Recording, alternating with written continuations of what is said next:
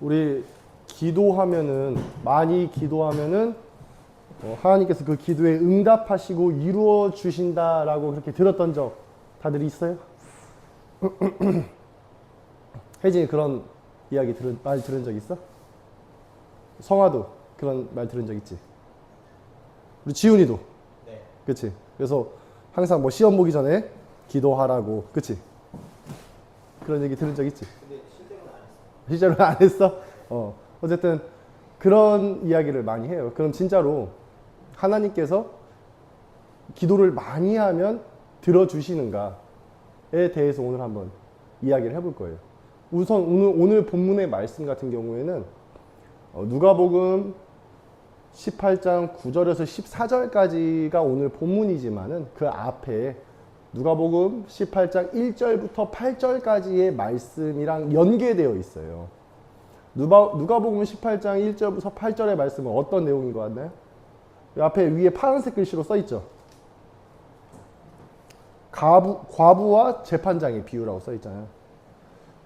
이것 역시도 기도에 관한 거예요. 이 내용이 뭐냐면은 누가복음 18장 1절부터 8절까지 말씀이 무슨 내용이냐면은 어떠한 과부가 있어요. 여러분도 아시다시피 과부는 특히 이 시대에는 사회적 약자의 대표예요. 아무것도 없는 진짜 항상 도움을 받아야만 되는 그런 사람이에요. 근데 그런 사람이 억울함을 당했어요. 근데 그 억울함을 누구 하나 알아주지 않고 풀어주지 않는 거예요. 그러니까 그 억울함이 뭔지 모르겠어. 성경에는 나와 있지 않으니까. 근데 그 억울함을 어디선가 좀 누가 좀 풀어주고 정의를 실현해줬으면 좋겠는데 재판관이 한 명 있는 거야. 근데 이 당시에 실제로 예수님께서 이 비유를 하실 때에는 많은 재판장들이 로마인이었어요. 로마 이제 속국이었으니까. 근데 로마의 재판장들은 좀 돈에 많이 움직였어요. 인맥에 많이 움직이고 뭐 그렇게 하나님을 경외하거나 존중하지 않으니까 로마 자체가. 그래서 뭐 그냥 돈에 따라서 행동하기도 하고 뭐 자기 마음대로 행동하고 그랬어요. 그러니까 근데 이 과부는 가난하고 돈이 없다 보니까 굳이 뭐 들어주지 않은 거예요. 내가 뭐 이 과부 뭐 해결해줘서 내가 뭐 어쩔 건데 뭐 받을 게 있나 해가지고 그냥 무시하고 있었단 말이야. 근데 그 과부가 매일 찾아오는 거예요. 밤낮 찾아와가지고 집 앞에 문을 두드리기도 하고 쫓겨내면은 그 앞에 무릎 꿇고 앉아서 맨날 울고 있고 지나가는 사람이 무슨 일이냐 재판장님께 찾아가가지고 아유 재판장님 과부가 또 왔습니다. 매일 그렇게 귀찮게 하는 거야. 그러니까 이 불의한 재판장은 사람을 사랑하지도 않아. 그러니까 여기 보면은 사람을 무시한다고 나와 있어요. 그러니까 사람을 깔보고 미천하게 여기는 거예요. 돈만 사랑하고 자기 명예, 자기 살 길만 사랑하는 사람이야. 하나님을 경외하지 않는다고 써 있어요. 그러니까 정의가 실현되는 거를 별로 신경도 안 쓰는 사람이에요. 내세에 대한 어떤 천국과 지옥 심판에 대해서 신경도 안 쓰는 사람이야. 근데 내가 그런 사람인데, 재판장인 내가 그런 사람인데, 내가 이 과부가 나를 귀찮게 해서 내가 이 문제를 해결해 주겠다라고 하는 거예요. 이 과부가 하도 나를 귀찮게 하니까, 하도 나를 두드리니까 내가 그거 해결해 주겠다. 그리고 예수님께서 말씀하시기를 하물며 너희 하나님 아버지께서 너희의 부르짖음을 들으시고 해결해 주지 않겠느냐라고 말씀하니까 대조를 시키는 거예요. 불의한 재판장조차 사람을 사랑하지 않고 하나님을 경외하지 않는 재판장조차도 귀찮아서라도 그 일을 해결해 줄 텐데 하물며 사람을 사랑하고 정의를 실현하신 하나님께서 그 부르짖음에 응답하지 않겠느냐라고 말씀하시는 거예요. 그러니까 우리가 이 말씀을 통해서 우리는 성도의 일종의 하나의 희망, 뭐 우리가 뭐 많이 듣다시피 하나의 백, 든든한 뭐 그런 거를 이제 많이 얘기하죠. 실제로 많은 성도들이 연약하고 약해요. 죄인들끼리 모였고 또 교회 올 때가 어느 때냐면은 잘 먹고 잘 살 때, 잘 나갈 때 교회 오지 않아요. 집안이 풍족하고 넉넉할 때 교회 오지 않아요. 배고프고 힘들고 짓눌릴 때, 그 누구도 나의 억울함과 호소를 알아주지 않을 때, 그때 우리 하나님께 찾는단 말이에요. 그때 우리 하나님을 인식할 수 있어요. 다 이제 그런 사람들이 모여 있는 거예요. 그러니까 연약한 우리는 하나님께 부르짖을 수밖에 없어. 돈도 없고 백도 없는 우리한테. 그래서 예수님께서 말씀하시기를 누가복음 8장 1절에 뭐라 나와 있어요? 한번 같이 읽어볼게요. 누가복음 8장 1절 시작. 예수께서 그들에게 항상 기도하고 낙심하지 말아야 할 것을 비유로 말씀하여. 자, 여기서 항상 기도하고 낙심하지 말아야 된다. 자, 여기서 낙심이란 말은 엔카케오라는 말이에요. 이 말은 정신을 잃다 라는 의미예요. 헬라어 원어 의미를 좀 더 이렇게 보면은 정신 잃다는 말이에요. 기도하고 낙심하지 말아야 된다. 이게 원어로 보면은 약간 좀 병렬 구조예요. 그러니까 한마디로 독립적으로 말하는 게 아니에요. 너는 기도도 해야 되고 낙심도 하지 말아라 이 말이 아니라 기도함으로써 낙심하지 말라는 말이에요. 그러니까 기도하는 의미가 지금 뭐냐? 지금 예수님께서 말씀하신 여기서 기도해야 된다는 말은 뭐냐? 네가 항상 기도해야 되는 거. 네가 범사에 기도해야 되는 거. 네가 어려운 일을 당할 때 어떤 일을 만났을 때 우리는 연약하니까 의지할 바가 있어야 되는 거예요. 우리 연약하니까 먹을 때나 뭐 할 때나 항상 연약하니까 하나님을 의지하는 거예요. 그래서 우리는 약해요. 하지만 그 약한 우리의 강함이 되는 거예요. 왜? 의지하니까. 강력한 하나님을 의지하니까. 권능의 하나님을 의지하니까. 그래서 기도에서 예수님께서 말씀하신 기도는 낙심하지 말아야 되기 때문에 정신을 잃지 말아야 되기 때문에 여기서 말하는 그 낙심이란 말은 세상에서 네가 앞으로 많은 고난을 받을 거예요. 믿는 자는 고난을 받아요. 믿는 자는 정말 많은 핍박과 환난과 어려움을 당해요. 실제로 예수님을 믿는 많은 사람들이 핍박받아 죽었어요. 예수님은 그걸 이미 다 알고 말씀하신 거예요. 네가 앞으로 정말 많은 일을 당할 거야. 많은 고난으로 인해서 정신을 잃을 정도의 그런 어려움을 당할 거야. 그때 너는 기도하라. 하나님께서 우리의 기도를 들으시고 계신다. 인격적인 하나님께서 우리의 기도를 들으신다. 자, 실제로 우리가 제가 옛날에 소돔과 고모라 설교했었죠. 그때 소돔과 고모라가 심판받은 이유가 뭐라고 했죠? 뭐라고 했지, 혜진이? 못 들었을 수도 있겠네. 지훈이. 소돔과 고모라가 심판받은 이유. 악독해서. 오케이, 좋아요. 그것도 맞고 또 있어. 하민아. 소돔과 고모라가 왜 심판받았어? 기억이 안 나? 우리 광호 회장님은. 하나님께서 하지 말라는 범죄를 저질러서. 성화는? 그런 비슷한 의견 주니까 악해서. 자, 성경에 악한 게 맞아요. 근데 거기 또 하나 뭐가 있냐면은 그들의 부르짖음이 내게 상달되었다라고 해요. 사람들의 부르짖음이 내가 들었다. 내가 그래서 심판하러 왔다. 부르짖음을 들어서 오신 거예요.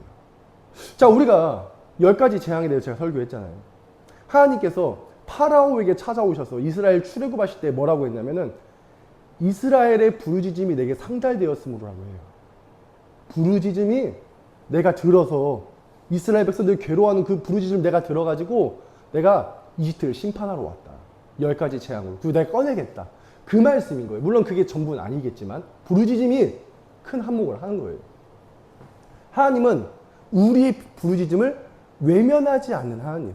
들으시는 하나님이라는 걸 알아야 돼요. 예수님께서 그 말씀하신 이유는 너희가 부르짖어라 하나님 앞에. 그러면은 응답하고 들어주실 것이다. 지금 그 말씀하는 계속 그렇게 하라. 범사에 그렇게 하고 항상 그렇게 해서 어떻게 하라? 이겨라. 낙심하지 말고 정신 잃지 말고 넘어지지 말고 이겨라. 승리해라. 지금 그 말씀을 하고 있는 거예요. 근데 만약에 여기에서 예수님의 비유의 말씀이 끝났더라면은 우리는 중요한 한 가지를 놓쳤을 뻔했어요. 기도가 이렇게 끝나면 안 돼. 그러면 반절만 얘기하는 게 되는 거예요. 그럼 예수님께서 뒤에 또 뭐라고 말씀하시냐? 누가복음 18장 8절 말씀 우리 하민이가 한번 읽어주겠니? 누가복음 18장 8절 말씀.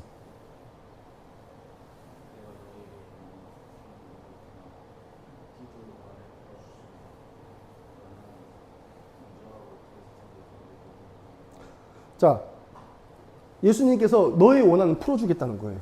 너의 부르짖었을 때 내가 그 원한 내가 정의를 행해주겠다. 근데 그 기도가 응답되는 건 응답되는 거고 믿음은 없다라고 말하는 거예요. 그러나 인자가 왔을 때 믿음을 보겠느냐? 엄청 아이러니한 말씀을 갑자기 마지막에 던져요. 너 항상 기도해라. 낙심하지 않게 기도해라. 기도해서 승리해라. 라고 말해놓고서는 그리고 하나님께서 너한테 응답해주고 속히 원하면 풀어줄 거야. 라고 말했어요. 근데 그 뒤에 뭐라고 하냐. 근데 믿음은 없어. 라고 해요. 자, 우리는 기도 혹은 기도의 응답이랑 믿음을 같은 걸로 여기는 경향이 있어요. 기도 많이 하면은 믿음 많은 줄 알아. 기도 잘하면은 믿음 많은 줄 알아. 그리고 기도가 응답되면은 믿음이 있는 줄 알아. 실제로 우리 옛날에 대한민국에 정말 많은 그 은사자들이 많았어요. 신유의 은사자들이 정말 많았어요. 병 고치는 은사자들. 부장님 아시죠? 예. 그 여자 기도원, 우살리 기도, 금식 기도원 이런 데서. 예. 그리고 그 여자 권사님 아세요 혹시? 치유하시는 여자 권사님? 네. 막 맹인 기도해가지고 진짜 눈 떠지고 그런 분이 있었다니까요. 우리도 정말 믿지 못할 일이지만 정말로 그게 다 자타공인된 사람들이 많았어요. 심지어 이단의 교주들조차도 이런 신의 은사를 정말 많이 행했어요. 옛날 박태선 알아요? 네. 아시죠? 박태선, 김종규. 김성구 씨는 박태선 그 기도원이 있어요. 그리고 유재열. 박태선은 그 밑쪽에 있다가 나온 그 유재열. 그리고 심지어 가수 김수희 같은 경우는 예. 암을 치료받았다고 맞아요. 했어요. 응. 병원을 빼냈다고. 맞아요. 이만희. 그러니까 그런 사람들이 어떻게 해서 다 기도 응답된 거예요. 그러니까 그게 응답되어가지고 교주 노릇을 할 수가 있는 거야. 이런 행함이 없으면, 이런 능력 행함이 없으면은 교주 못해요. 뭔가 보이는 게 있고 믿을 만한 게 있기 때문에 그래요. 근데 그게 믿음이냐? 그건 아니에요. 그리고 그러면 걔네들이 하나님의 능력으로 했냐? 사실 그것도 아니라고 난 봐요. 영적 악한 세력에 의해서 걔네들이 그렇게 미혹돼가지고 그렇게 된 걸로 봐요. 그러니까 기도하면 하나님께 들어줘요. 실제로 그 권사님 있죠. 신유를 행한 권사님 있잖아요. 그 권사님은 이단은 아니었어. 이단은 아니었고 실제로 하나님을 신실하게 잘 섬기는 사람이었어요. 근데 나중에 하나님께서 뭘 보여주신 거야. 너는 네가 이런 신유의 능력과 수많은 기적을 행하지만은 너한테 믿음이 없다고. 천국 너 갈 수 없다고. 그런 하나님의 음성을 들어가지고 그 여자 권사님 그때부터 변화하기 시작한 거예요. 이거에 그렇게 크게 초점을 안 두기 시작한 거예요. 그러니까 기도의 응답과 믿음은 같은 건 아니에요. 꼭 같은 것만은 아니야. 물론 이게 같을 수는 있지만 꼭 그래야 되는 것만은 아니라는 것을 여러분들이 먼저 알아야 될 거예요. 예수님께서 말씀하시기를 응답해 주시리라. 속히 너의 원한을 풀어주실 것이다. 그러나 인자가 올 때에 믿음을 보겠느냐라고 말씀하시는 거예요. 그리고 그 뒤에 두 번째 비유가 이제 비로소 나오는 거예요. 그 비유를 보니까 바리새인이 기도를 해요. 기도를 하는데 여기 성소가 있고 성소에서 앞에 제단이 있어요. 그 제단이 있으면 여기 이스라엘 백성들이 이스라엘 뜰이라는 곳에서 기도를 해요. 여기서 유대인 남자들만 들어갈 수 있어. 이스라엘 남자. 그리고 남자가 아닌 사람들은 여자죠. 여자들은 어디 있냐? 여기 여인의 뜰에 있어야 돼. 여인의 뜰. 여기 이스라엘의 뜰이에요. 자, 여기에서 이스라엘의 뜰에서 이스라엘 남자들은 여기서 이렇게 기도를 할 수가 있어요. 그리고 이스라엘 여자들은 여기까지 들어올 수 있어. 그리고 이방인은 여기에 있어야 돼. 이방인의 뜰이라고 해요. 이방인의 뜰, 여인의 뜰, 이스라엘의 뜰, 제사장의 뜰, 성소. 성소는 제사장, 그리고 지성소는 대제사장만 1년에 한 번 들어갈 수 있어요. 자, 여기 이스라엘의 뜰 한가운데에서 바리새인이 기도하고 있어요. 하나님, 저 막 이렇게 아주 막 훌륭하게 기도하고 있어. 근데 그 세리는 차마 여기는 들어가지 못하고 여인의 뜰 한 구석에서 기도를 하고 있는 거예요. 가슴을 치면서. 정말 우리가 주변에 봐도 정말 기도를 아주 휘황찬란하게 잘 하시는 분들 있잖아요. 사실 그런 거 보면은 대단해. 우리가 대단해 보이고. 막 기도를 막 몇 시간 동안 아주 막 엄청난 수식어와 아주 훌륭한 웅변을 하시는 사람들이 엄청 많아요. 근데 우리는 그거 알아야 돼요. 이게 사람이 뭔가를 이렇게 뭔가 강력하게 표현하면은 강력하게 무언가를 숨기고 싶을 때가 많아요. 숨기고 싶어서 그런 행동할 때가 많아. 우리가 가끔 보면은 저 사람 진짜 막 엄청 착하고 엄청 선하고 엄청 성실하고 그러니까 막 드러나게 보이는 사람들이 있어. 근데 알고 보니까 막 뒤에서 막 안 좋은 행동을 많이 하는 경우도 우리가 많이 봐요. 그래서 일종의 배신감을 느끼잖아, 우리가. 그 배신감을 느끼는 이유는 뭐냐면은 그 사람도 그걸 알아요. 내 안에 아주 더럽고 추악한 죄가 있는 거 알아. 근데 그 더럽고 추악한 죄를 내가 인정하게 되면은, 그걸 계속 두게 되면은 괴로워서 못 사는 거야. 그래서 어떻게 하냐? 자꾸 선한 것으로 가리는 거예요. 그러니까 선한 행동으로, 겉으로 자꾸 이렇게 내가 많이 봉사하고 많이 행동하고 더 크게 외치고 더 크게 기도하고 더 크게 예배 드리면서 나의 그 더러운 것들이 없는 것처럼 살고 싶은 거야. 무슨 말인지 알겠어요? 사람 마음이 그래요. 근데 오히려 진짜 가지고 있는 사람은 늘 잠잠해요. 우리 부자 봐보자고, 부자. 저 이재용이 탐차 뭔지 아니? 성훈아? 지훈아? 이재용, 내가 이번에 뉴스 보니까 이재용이 국산차 타요. 뿐만 아니라 이번에 보니까 내가 그래요. 우리나라 재계 1위인데. 그리고 팰리세이드, 구형 팰리세이드 중고로 샀대. 이 뉴스에 봤어. 근데 우리는 뭐 그게 와닿진 않아. 근데 실제로 어마어마한 부자들은 자기 막 롤스로이스 타고 그러지 않아. 페라리 타고 그러지 않아요. 그런 거 타면 너무 눈에 띄어. 너무 파리들이 꼬여. 그러지 않겠어요? 아니, 부자가 원하는 것은 내 재산을 지키는 거예요. 그죠? 부자가 원하는 건 내가 과시하는 게 아니라 내 재산을 지키는, 과시는 의미가 없어. 부자한테는 이미. 진짜 부자는 과시가 의미가 없다니까요. 과시할 필요가 없는 거예요. 그래서 어떻게 하냐? 더 중요한 거는 내 재산을 지키는 게 중요해요. 내 재산을 지키기 위해서 눈에 띄지 않게 행동하는 거예요. 팔이 꼬이지 않게. 그래서 일부러라도 오래된 차를 타고 일부러라도 평범한 차를 타는 거예요. 평범한 차. 흔히 돌아다니는 뭐 G80이 될 수도 있고 뭐 그냥 그런 차를 타는 거예요. 진짜는 그래요. 근데 없으면은 과시하고 싶은 거예요. 그래서 막 좋은 차 타는 사람들이 어떤 사람들이냐면 막 사기꾼들, 뭐 사업적으로 뭐 이렇게 뭐 해서 이렇게 드러내 보여야 될 사람들, 그런 사람들이 그런 걸 타는 거예요. 카푸어들. 진짜 있는 사람은 안 드러낸다고. 근데 여기 바리새인 보자고. 바리새인은 막 자기 엄청 높여 보니까 기도할 때 저는 11조를 얼마 했고 일주일에 2번씩 금식하고 저기 세리 저 나쁜 자식이랑 나랑 비교하지 말라. 저 창기랑 나랑 비교하지 말라. 나는 쟤들이랑 다르다. 자기 높이는 거야. 왜? 자기한테 진짜가 없어서 그래요. 나한테 진짜가 없으면은 자꾸 그런 걸로 숨기는 거야. 내 더러움을 자꾸 숨기고 싶어요. 내 가난함을 좋은 차로 숨기고 싶은 거야. 남도 속이고 나도 속이고. 진짜 있는 사람은 그러지 않아요. 근데 보니까 저기 세리는 가슴 저기 구석에 가가지고 자기를 꾸미지 않아요. 자기 있는 그대로를 바라보면서 하나님 앞에 가슴을 통 치면서 기도해요. 예수님께서 말씀하세요. 저 세리가 더 옳다함을 인정받고 갔다. 저 낮아지는 세리가 더 높임받고 갔다. 이렇게 말해요. 자, 예수님께서 분명히 믿음이 있느냐라고 물었어요. 저에게 믿음이 있을까? 라고 물어봤어요. 믿음을 말하면서 갑자기 세리 말씀을 하시는 거예요. 기도에 관해서 말씀하시다가 믿음에 관해서 갑자기 말하시다가 세리에 관해서 말씀하시는 거예요. 자, 믿음은 그럼 뭐냐?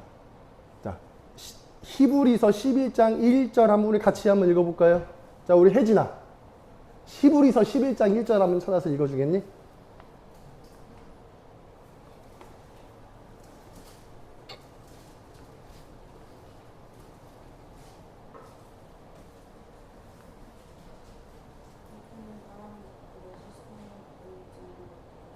자, 믿음은 바라는 것들의 실상이요 보이지 않는 것들의 증거니라고 해요. 자, 믿음이 이제 뭔지 보여줄게요. 믿음은 물론 우리가 한마디로 표현할 수는 없어요. 근데 내가 한번 한마디로 표현해 볼게. 믿음은 뭐냐면은 눈이에요. 믿음의 눈이에요. 자, 히브리서 11장 1절 한번 잠깐 자세히 보자고요. 믿음은 바라는 것들의 실상이라 했어요. 실상.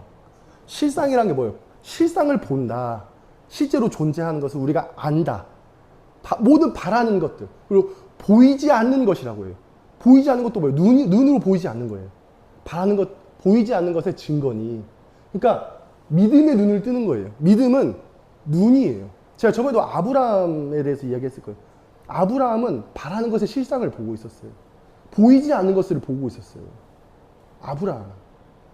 그게 믿음이에요. 믿음은 눈이에요. 믿음의 눈을 뜨는 거예요. 이 세리는 믿음의 눈으로 나의 위치를 파악하는 거예요. 하나님의 높으심을 보고 있는 거예요. 믿음이 없으면은 내 위치를 볼 수가 없어요. 내 위치를 모르는 자는 믿음이 없는 자예요. 바리새인은 자기가 지금 자기 자신을 못 보고 있는 거예요. 자기 눈에 들보가 있는지, 자기 죄가 어디에 있는지, 하나님이 얼마나 높이 계시는지, 하나님의 사랑이 어떻게 이 땅 가운데 지금 내려와서 현현되고 있는지 보지를 못하는 거예요. 믿음이 없는 자는 맹인이에요. 소경이에요. 그래서 예수님께서 말씀하시기를 저들은 소경이다. 저들은 자기도 어디로 가는지 모르고 인도한 자도 구렁텅이로 빠뜨린다. 차라리 저들이 자기가 소경이라고 했다면은 차라리 저들이 볼 수 있는 기회를 얻을 것인데 자기네들이 볼 수 있다고 말하니 저들은 돌이킬 수 없다. 저들은 글렀다라고 말씀하시는 거예요. 믿음은 눈이에요. 믿음의 눈으로 지금 내가 어떤지 보고 있는 거예요. 우리가 믿음의 눈을 가지고 있다면은 어떻게 되냐? 내 죄가 보여요. 눈을 가지고 있는 사람은 내가 어떤 위치인지 보인다니까요. 하찮고 무능력하고 죄가 너무 많고 그에 비해서 믿음의 눈으로 보니까 하나님은 지극히 높으시고 존귀하시고 영광받을 만하시고 나랑 비교할 수 없으셔. 근데 그 사랑이 내게 임한 거야. 벌레 같은 나를 하나님의 그 높고 존귀하시고 거룩하신 그분이 임하는 걸 보는 거예요. 그럼 그 믿음의 눈으로 그걸 보면은 감복하는 거예요. 가슴을 치면서 통곡하는 거예요. 세리처럼. 나는 죄인으로소이다. 하나님, 저를 용서해 주세요. 그렇게 구하게 되는 거예요. 이게 바로 예수님께서 말씀하신 기도의 참된 자세다.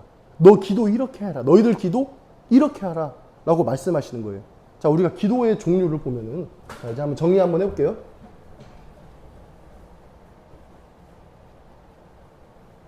오늘 비가 많이 와서 바람이 좀 오는데 힘들었지? 전주도 아침에 재난 문자 와가지고 대피하라고까지. 비가 왔는데 대피하라고 재난 문자 와가지고. 손천동. 손천동 사람들 대피하라고. 예. 그렇게 하는데, 근데 그렇게 많이 오지도 않았는데 대피하라고 하더라고요. 자, 어쨌든 우리가 하나님께서, 예수님께서 너희가 부르짖어라 라고 말씀했어요. 근데 그 부르짖음이 과부의 기도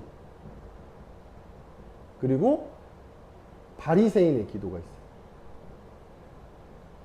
그리고 세리의 기도가 있어요.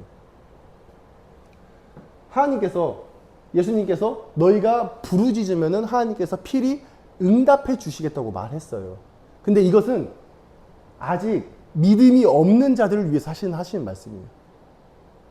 진짜 믿음이 있는 자들에게는 하나님께서 어떻게 하시냐면은 우리가 기도하면은 기도에서 응답해 주는 것이 항상 하나님의 뜻이 아니라는 것만 배웠어요. 우리가 어떤 신유의 은사를 받은 권사님을 통해서 혹은 교주들의 어떤 그런 잘못된 일들을 통해서 항상 응답받는 것이 하나님의 선하신 뜻이 아니다라는 걸 배웠어요.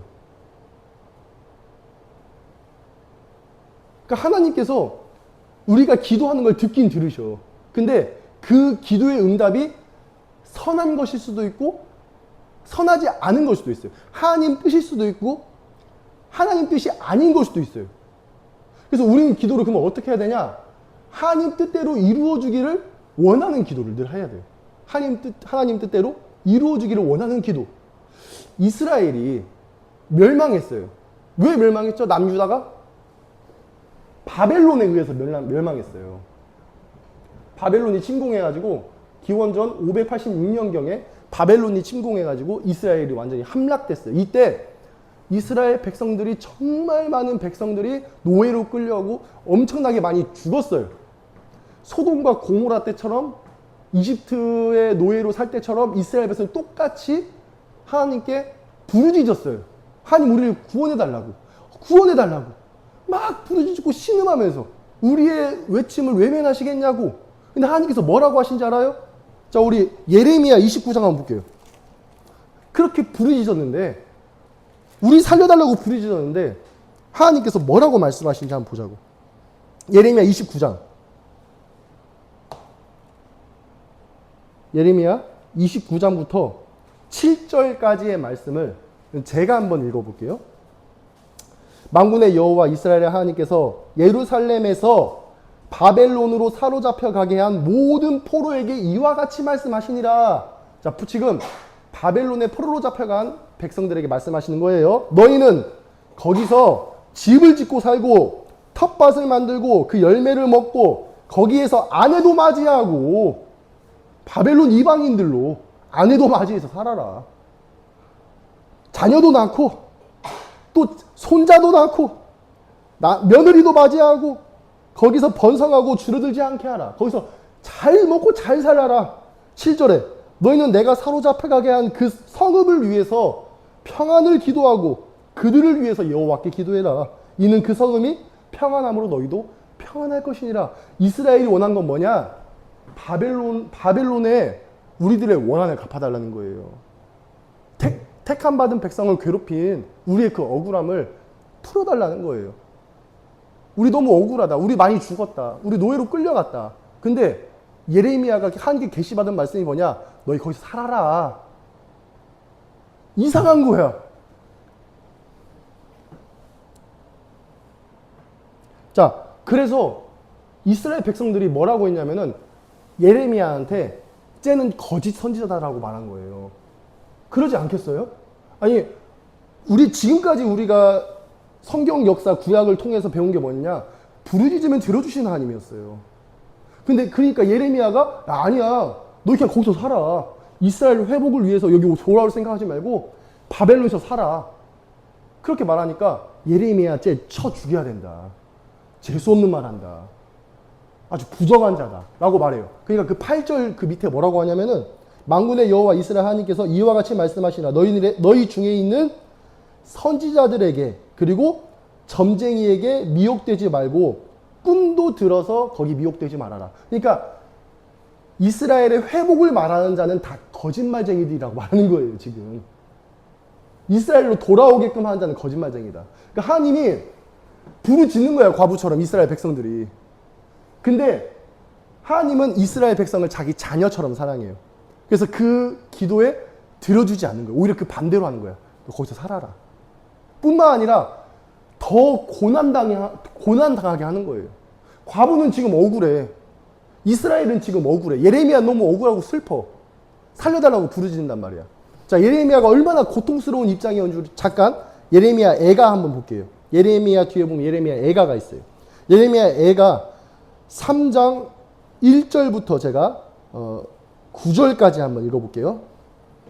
여호와의 분노의 매로 말미암아 고난당한 자는 나로다. 여호와의 분노의 매로 내가 지금 고난당하고 있다고 해요. 나를 이끌어 어둠 안에 걸어가게 하시고 빛 안에서는 걸어가지 못하게 했고 종일토록 손을 들어서 나를 매일매일 치는도다.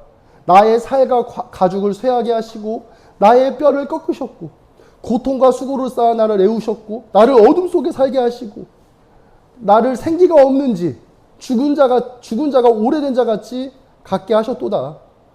나를 둘러서서 나가지 못하게 하시고 내 사슬을 무겁게 하셨고 내가 부르짖어 도움을 구했으나 내 기도를 물리치셨다.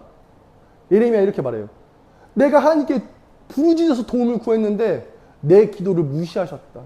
물리쳤다. 라고 지금 말해요. 과부처럼 이렇게 애타게 기도했는데 대선지자인 예레미야가 그렇게 기도했는데 못 들은 채 하고 있어요. 하나님께서. 도대체 언제까지 저를 이렇게 고난당하게 하실 겁니까? 지금 예레미야가 말하고 있어요.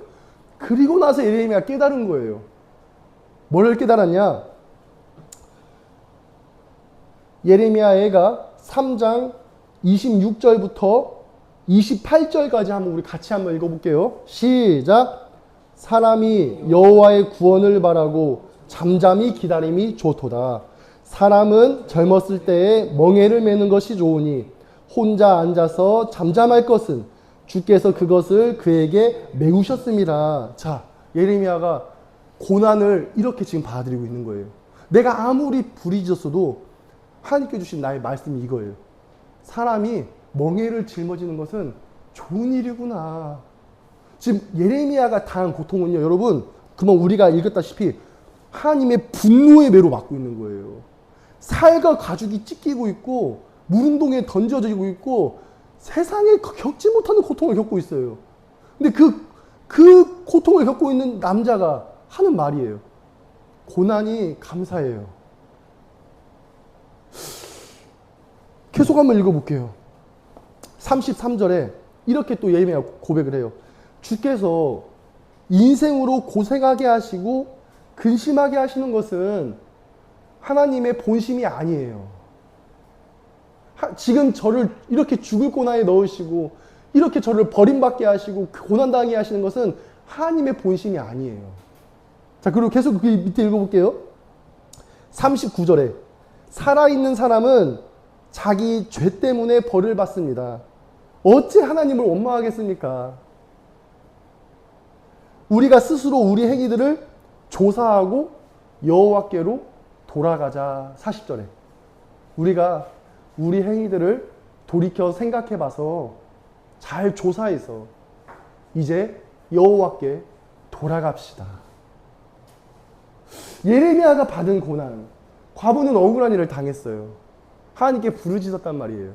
근데 그 부르짖음이 어디서 왔냐? 여호와께로부터 왔다고 말해요. 모든 화와 복이 여호와께로부터 나오는구나. 내가 지금 이 받는 이 고난, 우리가 믿음이 연약할 때, 우리가 낙심하게 될 때, 우리가 정신을 잃게 될 때, 우리는 하나님께 부르짖을 수가 있어요. 근데 부르짖었을 때 하나님께 위로도 받고 하지만은 때때로는 문제 해결이 안 될 수 있어. 여전히 사탄의 가시가 나한테 있을 수가 있어. 여전히 나의 혀가 둔할 수가 있어. 아직 여전히 나는 말을 못하는 자일 수도 있어. 여전히 나는 버림받은 자, 가난한 자일 수 있어. 근데 그것이 문제 해결이 목적이 아니에요. 하나님께서 고난을 주시는 것은 나를 위한 고난이에요. 나의 죄를 돌이켜 생각하게 하신 것. 내가 지금 이 고난받는 건 내 죄 때문이 내가 누구를 원망하랴. 내 스스로 나를 조사해서 다시 여호와께로 돌아가자. 세리의 기도가 지금 예레미야의 기도예요. 예레미야는 여러분도 아시다시피 대선지자예요. 하나님 앞에 부름받은 자예요. 어릴 때부터 부름받은 자예요. 나는 아이라 말을 하지 못합니다, 하나님. 예레미야가 처음 부름받았을 때. 저는 어린아이라 말을 하지 못해요. 저를 왜 부르셨나요? 내가 너를 쓸게. 어릴 때부터 하나님께서 당신의 아들로 부른 게 예레미야예요. 근데 그 예레미야가 이렇게 말하는 거예요. 죄가 이렇게 많아요. 예레미야조차도 자기 죄를 고백했어요. 세리처럼. 세리가 자기 죄를 고백하고 있어요. 이게 바로 기도의 본질이다. 이게 바로 믿음의 시작이다. 이게 바로 믿음의 눈이다. 이게 바로 믿음의 본질이다라는 것을 여러분들이 이제 알았으면 좋겠어요. 그래서 앞으로 기도할 때 여러분들이 양보다는 질을, 그리고 기도의 시간, 많은 시간보다는 기도의 바른 방향을 잡았으면 좋겠어요. 그리고 여러분들이 화려한 수식어가 들어간 기도보다는 진심으로 기도했으면 좋겠어요.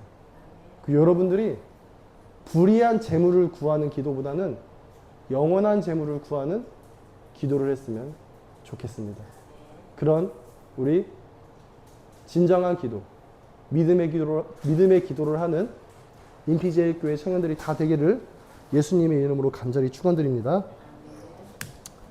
하나님 아버지, 오늘 말씀을 통해서 저희가 지금까지 어떤 기도를 했는지 잘 조사하고 돌이켜 돌아볼 수 있도록 하나님 저희를 깨워 주시옵소서. 저희가 지금 이제는 진실로 하나님께서 원하시는 기도를 하게 하시고, 기도를 할 때 아버지 내 원대로 하지 마옵시고 오직 아버지 원대로 되었기를 간절히 원합니다 라고 하는 참된 자기 포기, 참된 자기 부인, 오직 예수만 살고 나는 죽는 그런 그리스도의 제자된 모습을 우리 청년들이 전부 다 가질 수 있도록 하나님 도와주세요. 사랑의 본체 되신 예수님의 이름으로 기도드립니다.